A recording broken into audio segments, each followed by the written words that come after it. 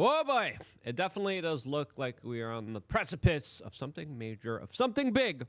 Is there some troop movement being reported in Washington, D.C.? What in the world is going on here? Well, the answer is actually less sensational than you actually think it is. All of the which now there are some major storm clouds gathering over Ukraine as the United States is now hinting at just the latest strikes being a preamble to a bigger coordinated attack that the Russians soon will be committing against the Ukrainians. Now, what are they going to be doing? As now German intelligence is coming out and saying that the Russians are strategizing a way to target and hit NATO. You heard that correctly. It's breaking news happening right now. I saw it. I did my research on it, and I started to shoot this video right away. We're going to just get right into it. If you appreciate our geopolitical updates that have been right on the money for the past 15 years, because we've been calling this, we've been saying, hey, this is going to be vast, this is going to be big. People are like, oh, you're sensationalist. You think there's going to be a war, a proxy war between Russia and Western power? I'm like, yes, that's exactly what's happening. And they're like, you're crazy. You're what? And then look where we're at right now. If you appreciate our work, subscribe, click the notification button. As of course, let's just get into it. As the video that you saw, some accounts were, of course, talking about how something's big happening. The tanks are arriving in Washington, D.C., and in reality, this is a kind of dry run of Donald Trump's military parade, which will be a tribute to the United States. There's going to be a huge military celebration for the United States' 250th year anniversary. And they're now doing a little dry run of a parade that they're going to have in Washington, D.C. Now, there are other reports coming in of about 500 Marines being deployed and activated in Los Angeles right now in order to help deal with the flailing government and leadership there that hasn't been able to contain riots and protests and massive amounts of property destruction there. All of this as now Donald Trump is even threatening to arrest Gavin Newsom, the governor of California, over, quote, riots that he calls insurrectionists. He's daring Tom Homan to come and arrest him. Should he do it? I would do it if I were Tom. I think it's great. Gavin likes the publicity, but I think it would be a great thing. He's done a terrible job. Look, I like Gavin Newsom. He's a nice guy, but he's grossly incompetent. Everybody knows. All you have to do is look at the little railroad he's building. It's about 100 times over budget. We're putting a flagpole over there. Under budget. I always do under budget. What does your intel tell you about these people causing all the problems in LA? Oh, are they people ICE is trying to deport, or are they professional agitators? The people that are causing the problem are professional agitators. They're insurrectionists. They're bad people. They should be in jail. Thank you. And it looks like now, with the federal government, Donald Trump will be taking this protest a little bit more seriously, as it has been directly impeding his ICE and immigration efforts here in the United States. Now, Donald Trump also, within just the few hours of releasing that statement, also announced how America will now be trying to incentivize people to have babies. Yes, you heard that correctly. He's implementing a baby bill that's very similar to what the Russians have. And we'll tell you the importance of this in a little bit, but here's the clip of what Donald Trump just had to say. The Trump accounts, as they call it, pilot program, which will make it possible for countless American children to have a strong start in life at no cost to the American taxpayer. For every U.S. citizen born after December 31st, 2024, before January 1st, 2029, the federal government will make a one-time contribution of $1,000 into a tax-deferred account that will track the overall stock market. In other words, it'll be pegged to an index that we'll pick. These accounts will be private property controlled by the child's guarantee. Interesting incentive, as of course Russia has a very similar program as their latest move to fight the very low birth rates that are also happening in many parts of the Western world, is to pay people to have children. We have seen Poland, Hungary issue similar kind of mandates and moves with tax incentives and just sometimes just clear out money saying, hey, please repopulate. As of course, Western people aren't doing that, to the point where there's going to be severe economic and societal problems that we are going to have to deal with very soon because clearly people are just not having enough children. For Russia, that's losing a huge amount of manpower in this theater of war. This is a major priority, as of course the Russians are also plagued with alcoholism, debts of despair, and a very kind of poor economic outlook out there as their economy is becoming more and more dependent on the war machine. And we kind of see that. And it could be one reason why the Russians haven't tried to settle this conflict in Ukraine and are currently escalating it to grave proportions as U.S. officials are coming out and speaking to Reuters saying, expect, quote, a strong asymmetrical Russian strike on Ukraine within days. Now, already, the Russians have been sending a significant amount of drones, hypersonic ballistic missiles into Ukraine. The Ukrainians have been answering back and going after Russian infrastructure with targeted attacks against the Russian energy infrastructure, which the Russians specifically told the Ukrainians they do not want to hit. Part of the first kind of ceasefire negotiations that failed since Ukraine decided to double down on that. But the United States warning, hey, Putin's just beginning here, is highlighting a major escalation to this conflict that is definitely going to be a game changer that isn't going to be good, especially with what we were just hearing with the German intel spy agency coming out and saying, yeah, Russia's going to soon attack NATO. Now, that's big. Before talking about that and a lot more, we wanted to tell you about the bestpoliticalshirts.com, where you can get shirts like this. I had this shirt, by the way, for like 3-4 years now, and it still holds up. I saw someone tweet at me like, oh, my shirts are... You just got to wash them inside out, and then they are fine. But I like this one because it has good old Mr. Epstein and one of his best buddies, Billy Boy, Bill Gates there, hanging out, talking about how they are the real island boys. And if you want to find this shirt, you just type in island into the search bar here on the bestpoliticalshirts.com, which you're going to click in there. And then bada bing, bada boom, you got the shirt popping up right here. We got long sleeves, we got short sleeves, we got a whole bunch of really cool shirts out there that definitely spark up some very interesting conversations. This is the way of doing your lazy form of activism. This is a way of actually being able to meet people and start friend groups. And again, not a lot of people have friends now. It's kind of weird. We're all in this like social digital gulag where all of us are like talking to each other, but we're not really talking to each other. Like social interactions are at an all-time high, but socially, morally, people are at an all-time low. I like to meme in real life, and this company started because we were censored on YouTube. We were totally like debanked and destroyed. And I was like, I want to make money. I need to make money to survive.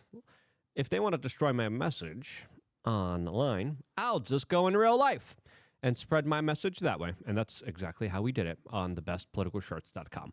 I am a Polish and proud man. That's why I got this shirt that says Be Like Poland. We just had elections there where we had the right-wing president actually win, surprisingly.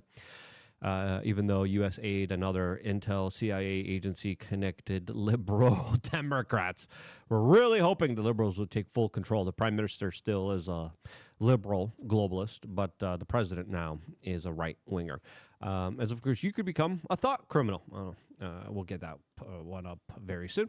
But you could become someone that, of course, expresses themselves to the fullest extent, all on thebestpoliticalshirts.com. Again, a great way to truly spark up some great combos that you wouldn't be having. You wouldn't be having these social interactions if it wasn't for you guys wearing these shirts. So get them, thebestpoliticalshirts.com. I see these shirts randomly walking around in public, and I'm like, yes, we did it. We are doing great. We're doing good, boys. And a lot more of us are awake, and you should be able to speak your truth here. Now, the Russians have been very seriously bombing Kharkiv, and the amount of just missiles that they're sending is too much for the Ukrainian air defense to keep up with. Now, the U.S. Patriot defense missiles are very expensive, and they take a very long time to be built and made. The Russian ballistic missiles, not so much. They're a little bit cheaper, and they're quicker to produce in larger quantities, faster than the defense missiles, and this is just the war of attrition. This is a war that the Russians know that they're going to win. And now we're saying it's not just going to be these missile barrages that destroy the Ukrainian air defense systems that are going to be implemented here. There's going to be more. There's going to be a main event. This is the preamble. The Russians are warming up, and things are going to get, quote, uglier. As officials are expect a brutal combo of missiles, drones, and asymmetrical hits likely aimed at Ukrainian intelligence and defense centers. Symbolic targets are also on the list because nothing says we're insecure like blowing up a government building, says Mario Nafal. While Moscow now is pretending their warplanes are fine, U.S. intel says up to 10 were destroyed in Ukraine's wild 117 drone ambush. So yeah, Putin's not done, quote, sulking, according to Mario Nafal here. The New York Times is reporting how the Russians launched nearly 500 drones and missiles, breaking the record in just days when it comes to their retaliation, when it comes to their attack on what they are now saying is a, quote, terrorist state. Vladimir Putin, in the last negotiations, said, we'll exchange troops. That's all we're doing. And then he later declared, we no longer negotiate with terrorists, showing you that he is having a very hardline response to all of this. He's not taking the sabotage attacks very lightly. There have been some Russian citizens that have lost their lives in this, and therefore he is declaring this a terrorist nation. Now, according to a German spy agency, he's coming out, and he is specifically claiming that they have evidence that Russia is planning on attacking NATO. Yes, you're hearing that correctly. The German intel spy boss is now coming out and saying, yep, it's now only going to be a matter of time until this happens. Now, we know Russia says that they won't end this war until NATO pulls out of the Baltics. NATO keeps expanding into many significant areas and territories.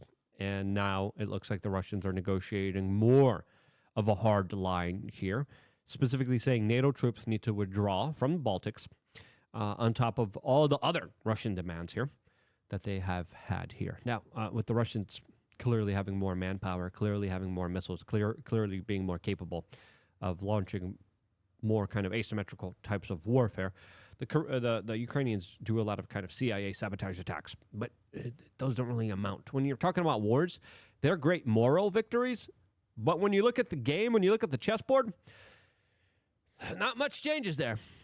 Now, NATO is still maintaining a very strong presence in Baltic states, as of course they have multiple brigades stationed in Bulgaria, Estonia, Hungary, Latvia, Lithuania, Poland, Romania, and Slovakia. The Russians are saying now, you're going to get them all out. Now, we have the Russian intel chief saying, yeah, there's evidence. The Russians could soon attack NATO. And if that happens, man, will things get absolutely crazy. Will things get absolutely bonkers. And that's exactly what we said was going to happen. The gloves are off. Donald Trump says, I'm not negotiating this anymore. I give up. I'm not doing this. As Fox News has this article here saying 5 terrifying flashpoints that could ignite global war. Ukraine drone strikes, failed nuclear talks, and Taiwan invasion warnings have experts concerned about global conflict. Yes, because listen, boom, bigger war breaks out in Europe. Got people in the Middle East looking over there at Israel, being like, interesting. You got China over there looking at Taiwan. Interesting. You got India, Pakistan. Looking all bug-eyed at each other. And those scenarios, those situations go very quickly, just like we saw in previous past historical events here. And there could be a global war, and it is terrifying. And it is something that we should be doing everything in our effort to try to prevent. Now, having Donald Trump wash his hands here is not good. If there is a more aggressive attack by the Russians on NATO, China automatically launching full-scale invasion on Taiwan, because that's the perfect time for them to do it. And then all hell will kind of break loose from here. As now, we're getting reports from Reuters that the Russians are advancing into central Ukrainian territory. There's been a lot of kind of heated arguments over soldiers that passed away. The Russians are trying to give back soldiers that died on the Ukrainian side back to the Ukrainians, and there's kind of a back and forth there as they're saying that the Ukrainians are not trying to pick them up.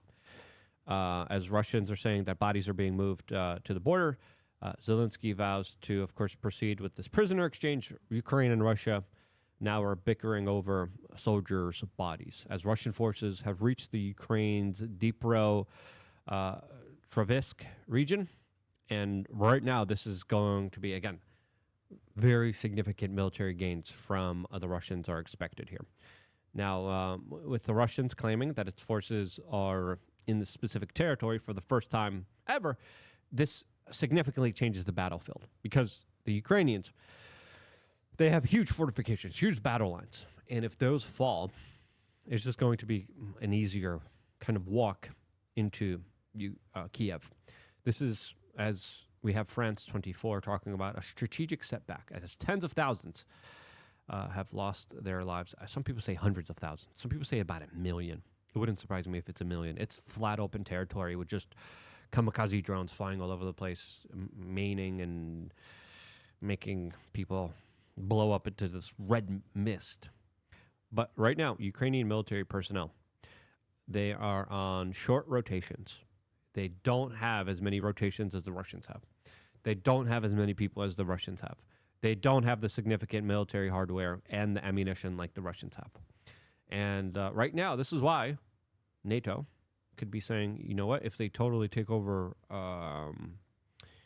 Ukraine, we got to stop them. We got to get involved. We got to start this fight. And that's why Russia's seeing this and saying, yeah, if we take over all of Ukraine like we're planning on doing, like we will probably soon, we have to make sure that we're ready for the counterattack against NATO if NATO attacks us. Now, who's going to attack who first? I don't know. It could be anyone's gambit, because if you're coming from a position, let's just say you're the Russians. Like, okay, we're going to take over Ukraine, but as soon as we're going to get attacked by NATO, let's preemptively strike NATO. If you're NATO, right, and if you're Germany, France, Poland, the UK, you're saying, listen, once they get Ukraine, they're going to try to get Poland. They're going to try to get Germany.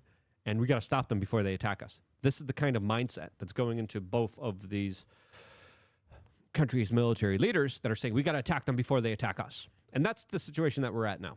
And that, to me, is insane. As right now, Germany is planning to set up and build rapid bunker expansions. In Poland, every single male is being trained in some kind of way to be a part of a defensive system for when the Russians potentially invade or attack, or there's a bigger conflict. Now, a lot of people are saying the Germans aren't really prepared, and I don't think they are. I don't think they have the energy resources to fight a conflict, as they have been getting rid of their nuclear reactors. Why? To appease an autistic Greta Thunberg girl that was just detained off of the coast of Gaza. Listen, that's them. Oh, no. Oh, yeah. No. Nuclear power, bad. What are you doing? And you're getting most of your energy from Russia? And then you're destroying your own nuclear reactors?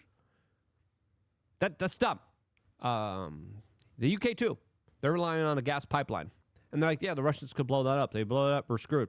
Make sure you have enough energy resources. Make sure you have enough batteries and reserves. Be prepared. That's what they're telling their citizens.